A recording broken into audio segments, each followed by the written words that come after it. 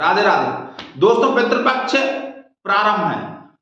पितृपक्ष में पितरों के लिए, पूर्वजों के लिए तर्पण किया जाता है, दान किया जाता है, धर्म के अनुष्ठान किए जाते हैं, जिससे उन्हें सद्गति हो, उनकी आत्मा को शांति पहुंचे। ये अवश्य करना चाहिए। पितृपक्ष में तर्पण करने वाले व्यक्ति के यहाँ अच्छी संतान का जन्म होता है, उसे पितृदोष नहीं लगता और वो धन धान्य से परिपूर्ण होता है, संपूर्ण होता है। जो लोग इसे नहीं मानते उन्हें आज का ये वीडियो अवश्य देखना चाहिए। समय के परिमाण में जब हमारे 6 महीने बीत जाते हैं तब पितृलोक का दिन पूरा होता है, और जब हमारे 6 महीने बीत जाते हैं तब उनकी रात पूरी होती है। अर्थात जब हमारा 1 वर्ष बीत जाता है तब उनका 1 दिन पूरा होता है। अर्थात जो व्यक्ति पितृपक्ष में पितरों के नाम से तर्पण करता है वो उन्हें एक प्रकार से हर दिन उनके नाम से कुछ ना कुछ कर रहा है, उनको याद कर रहा है। पितृपक्ष में आप जो भी वस्तुएं यहां प्रदान करते हैं वो पितृलोक में उन्हें दूसरे रूप में प्राप्त हो जाती हैं और आपकी खुशहाली का भी कारण बनती है। इसे आप ऐसे भी समझ लीजिए कि मान लीजिए कोई व्यक्ति अमेरिका गया तो वो यहां से तो भारतीय मुद्रा में रुपए लेकर गया, किंतु ये रुपया वहां चलने वाला नहीं है, तो वो रुपये को तो जमा कर देगा और वहां उसको डॉलर प्रदान कर दिए जाएंगे रुपयों के एवज में, और उन डॉलरों से वो वहां पर अपना जीवन, अपना छुट्टियां बिताएगा, रहेगा, घूमेगा फिरेगा, खाएगा पिएगा। इस प्रकार जिस प्रकार जब ये वर्तमान सरकार, पृथ्वी की सरकारें भी इस प्रकार की व्यवस्था करती है, तो सोचिए वो सरकार जिसमें अनंत अनंत ब्रह्मांड व्याप रहे हैं, क्या वो ऐसा नहीं कर सकती? 100% करती है। पितरों का तर्पण अवश्य करना चाहिए, पितरों के नाम से दान अवश्य करना चाहिए, और ये मत सोचिए कि इसका फल उन्हीं को मिलेगा, उनको तो जब मिलेगा तब मिलेगा। करने वाले को उसके हृदय में आनंद की प्राप्ति तुरंत होती है। और जो लोग इस बात को नहीं मानते उन्हें ये वीडियो अवश्य देखना चाहिए। महाराष्ट्र के पैठण में संत एकनाथ जी का नाम सभी ने सुना होगा। संत एकनाथ जी को तर्पण करना था, अपने पूर्वजों की स्मृति में भोजन कराना था ब्राह्मणों को। भोजन में भोजन बनाने वाला, भोजन का स्थान, भोजन के लिए आया हुआ द्रव्य और बनाते समय मन, इन सब चीजों की शुद्धि अनिवार्य है। और एक दिन पहले ही आप जिस ब्राह्मण को भोजन करा रहे हैं उसे आप निमंत्रित कर दीजिए, जिससे कि वो भी पूर्ण शुद्धि के साथ रह सके और आपके यहां भोजन करने के लिए आ सके। ऐसा हुआ कि एकनाथ जी ने भोजन करवाने के लिए अपनी पत्नी से कहा कि मैं ब्राह्मणों को भोजन कराना चाहता हूं पितृपक्ष के अवसर पर अपने पूर्वजों के लिए, तो आप भोजन बना दें। उनकी पत्नी ने भोजन तैयार कर दिया। भोजन तैयार सवेरे सवेरे हो गया, निमंत्रण में कुछ समय बाकी था, दोपहर को भोजन होना था। एक भिखारी परिवार जो एकनाथ जी महाराज के घर के बाहर खड़ा था, जिसमें 3 बच्चे और पति पत्नी, सब लोग आपस में बात कर रहे थे कि इतने दिन हो गए, अच्छा खाना नहीं खाया, अच्छा भोजन नहीं किया, कितने दिन हो गए।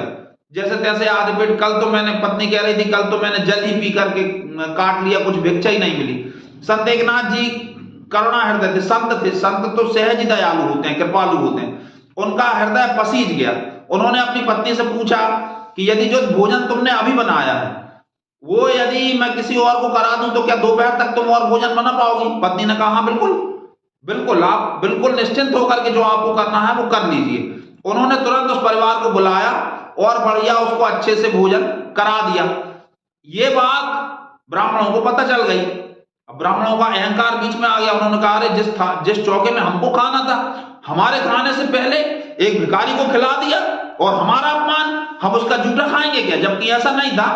एकनाथ जी की पत्नी तो दोबारा फिर से शुद्ध होकर के और फिर से पूरी रसोई बना रही थी। लेकिन कहीं कहीं मिथ्याजीवी जो रहते हैं, जो पढ़े लिखे कम रहते हैं किंतु अहंकारी ज्यादा रहते हैं, जिन्हें तत्वों का तो ज्ञान नहीं है किंतु जो शास्त्रों को अपने सिर पे लादे रहते हैं, वो ज्यादा कूदफान करते हैं। और ब्राह्मणों ने निर्णय कर लिया कि नहीं, अब एकनाथ जी के यहाँ कोई भी भोजन करने के लिए नहीं जाएगा, और 2 लठैत नियुक्त कर दिए गए कि देखना यदि कोई व्यक्ति, कोई ब्राह्मण इनके घर जा ना पाए। ठीक है, लठैत खड़े हो गए। दोपहर का समय आ गया, एकनाथ जी ने देखा कि कोई आ नहीं रहा।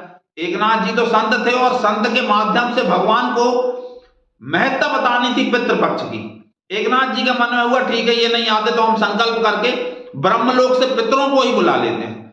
एकनाथ जी ने संकल्प किया और जिन जिन जिनको आना था, किसी का बाप, किसी का चाचा, किसी का दादा, जो भी मर के पितृलोक में थे, वो वहां भोजन करने के लिए आ गए और बाकायदा भोजन परोसा गया। और मंत्रोच्चार जब शुरू हुआ तो लठैतों ने देखा कि ये क्या हो रहा है।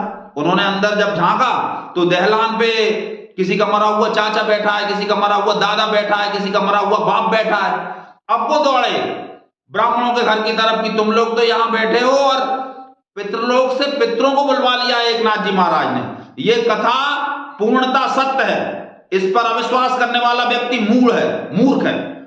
तुरंत ब्राह्मण दौड़कर आए कि देखें तो जब तक भोजन पूरा हो चुका था, कुछ एक पितृ वापस जा रहे थे, तो कुछ एक पितरों के दर्शन हुए लोगों को जो पितृलोक जा रहे थे एकनाथ जी का भोजन जीव के। तुरंत ब्राह्मणों ने एकनाथ जी से क्षमा याचना की और उन्होंने उनसे अपनी गलती का पश्चाताप किया। एकनाथ जी ने कहा कोई बात नहीं, तुम लोग नहीं आए तो वो भी ठीक ही रहा कि तुम्हारे पितृलोक आ गए और पितृपक्ष की महत्ता भी संसार में प्रतिपादित हो गई। एक बात और मैं आपको बताना चाहता हूं कि कुछ समय पहले एक भयंकर बीमारी के काल में माननीय प्रधानमंत्री जी द्वारा थाली बजाने का उपक्रम करवाया गया था, दीपक जलाने का और थाली बजाने का।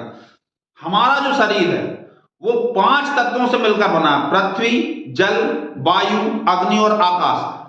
किंतु देवताओं का शरीर, पितरों का शरीर 3 डायमेंशनल, उसमें वायु, अग्नि और आकाश की प्रधानता।